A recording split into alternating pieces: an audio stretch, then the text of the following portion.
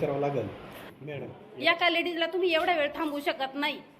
बरोबर आहे तुमचं. तुम्ही कसं तुम्ही एकटे फॉर्म घेऊन गेले का नाही? तुम्ही मला घेऊन सोबत गेले असते तर बरोबर त्याच टायमाला व्यवस्थित सगळं झालं असतं का नाही?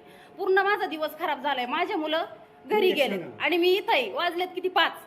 तर झालं काय ते मी तुम्हाला पुढं सांगतेच. तर आज सकाळची सुरुवात झाली माझी मुलांना स्कूलला सोडण्यापासून. त्यांना सोडून आल्यानंतर मी पहिलं गरम पाणी करून पिले. कसं आहे ना, मुलांच्या नादामध्ये सकाळी टाइमच भेटत नाही स्वतःकडे लक्ष द्यायला. त्यानंतर पटपट मी घरातली सगळे काम आवरून घेतले. आता थोडंफार काम राहिलं तर आई करतात बरं का, पण त्यांना पण जास्त त्रास देऊन नाही जमत. 10 वाजत आले होते आणि आवरून मी निघाले होते मुलांच्या स्कूलमध्ये जाण्यासाठी. कारण फौजी साहेबांचा कॉल आलेला होता आणि त्यांना अर्जंट काही डॉक्युमेंट्स पाहिजे होते. आता आपल्या घरापासून अकोले अवघे 20 मिनिटाच्या अंतरावर बरं का, 10:15 पर्यंत आपण तेथे पोहोचलो होतो. ऊन पण खूप लागत होतं. मग तेथे आउटर वगैरे घेतलं आणि गेले डायरेक्ट मुलांच्या स्कूलमध्ये. आता ऑलमोस्ट 11ला आपण डॉक्युमेंट जमा केले होते. आपल्याला त्यावर फक्त साईन वगैरे पाहिजे होती. आता स्कूलमध्ये कार्यक्रम वगैरे चालू असल्यामुळे आपण समजू शकतो, त्यामुळे मी पण थोडीशी निवांतच बसलेली होती. आता साईन तर झाली होती बरं का, पण त्यांनी फॉर्मॅट थोडासा चेंज केलेला होता. त्यावरतून असला वाद झाला ना, त्यानंतर पुन्हा त्यांनी मला बसवून ठेवलेलं.